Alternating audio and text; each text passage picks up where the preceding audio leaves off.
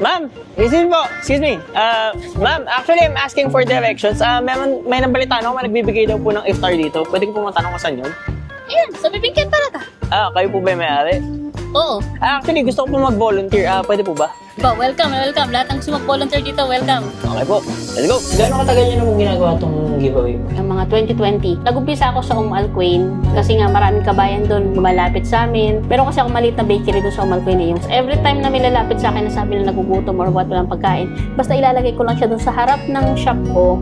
Kahit sino pumunta pwedeng kumuha doon. Bakit niyo po siya ginagawa? For two things. First, syempre, last 10 days of Ramadan, sabi nga sa katuruan ng Islam, mag-unahan kayo sa paggawa ng kabutihan. Hindi mo alam kung sino doon sa nabigyan mo yung sinagot yung panalangin. Pangalawa is, meron dyan mga iba, sumasahod sila pero alam natin hindi sapat. So yung simpleng isang meal na nailibre mo sa kanila, malaking bagay yon.